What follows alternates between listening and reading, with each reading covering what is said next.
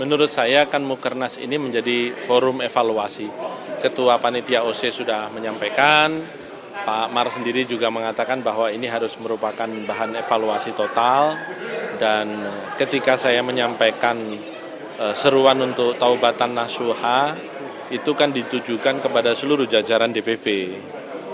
Kenapa? Karena memang baru kali ini dari 11 kali pemilu yang diikuti P3 tidak masuk ke Senayan. Untuk itu sebagai bahan evaluasi itu adalah kesediaan untuk secara kesatria menyampaikan permohonan maaf secara terbuka kepada seluruh kader P3 di Indonesia atas tidak masuknya untuk pertama kali P3 ke Senayan ini, dan tentunya menyediakan diri untuk secara ikhlas menyiapkan muktamar bagi hadirnya calon-calon pemimpin baru P3, baik dari dalam maupun dari luar. Sehingga memang apa yang dikatakan sebagai rejuvenasi tadi, yang dikatakan sebagai peremajaan, itu adalah kesediaan P3 untuk menerima bahkan calon-calon ketua umum yang berasal dari luar Partai Persatuan Pembangunan. Kita tidak bisa hanya berkutat berbicara P3 sebagai partai kader, namun kenyataannya P3 terus mengalami penurunan. Ini harus merupakan momentum introspeksi pada seluruh kader partai. Mari kita membuka diri, dan saya mengundang kepada seluruh putra-putri terbaik bangsa untuk bersama-sama kita songsong muktamar yang akan diputuskan di Mukernas dan harapan kami di awal tahun 2025 nanti dengan pemimpin-pemimpin baru dan darah-darah segar putra-putri terbaik bangsa untuk memimpin partai ini. Terlalu lama sejarah partai ini untuk hanya sekedar terkubur, karena potensi untuk kenaikan itu masih sangat besar. Bayangkan suara P3 secara nasional untuk kabupaten kota itu masih 8 juta, sementara suara RI-nya hanya 5,8 juta. Seluruh partai parlemen yang lain, suara RI-nya itu jauh lebih besar daripada suara kabupaten kota. Itu artinya apa? Ada kegagalan di level Dewan Pimpinan Pusat Partai yang harus menjadi bahan introspeksi, dan itu ditunjukkan dengan kesediaan secara kesatria mengakui dan membuka diri terhadap siapapun yang akan memimpin partai ini ke depan. Dengan membuka pihak eksternal untuk menjadi ketua umum gitu, bukankah harus membuka ADRT gitu atau seperti apa?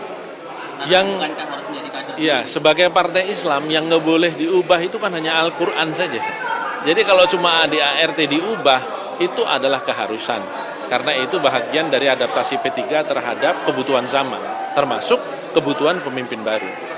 Begitu. Sudah ada yang dibidik ya nama-nama atau itu? Saya mendapat suara dari berbagai WhatsApp group yang saya ikuti di internal Partai Persatuan Pembangunan. Sekurang-kurangnya sudah muncul 4 nama. Dari dalam ada Gus Yassin yang kemarin terpilih lagi menjadi Wakil Gubernur Jawa Tengah. Kemudian ada Pak Sandi Uno yang juga pernah menjadi Ketua Bapilu kita. Bahkan Pak Sandi kemarin juga sudah sempat menyampaikan yang memang tidak secara eksplisit, tetapi perhatiannya secara nasional terhadap kebutuhan P3 untuk naik kembali. Dari luar yang muncul di antara kader ini ada nama Gus Saifullah Yusuf atau Gus Ipul, yang tadi juga beliau langsung menelpon saya menyampaikan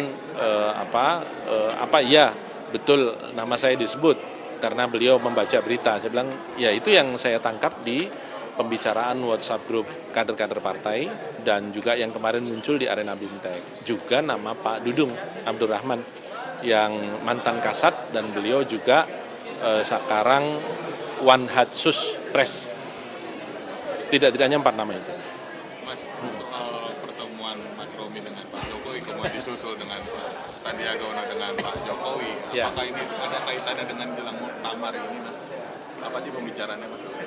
Ya, saya mau pakai bahasanya Pak Jokowi saja, kangen-kangenan sama beliau. Karena memang sudah cukup lama, beliau memang mengontak saya pada saat saya di Amerika, minta untuk,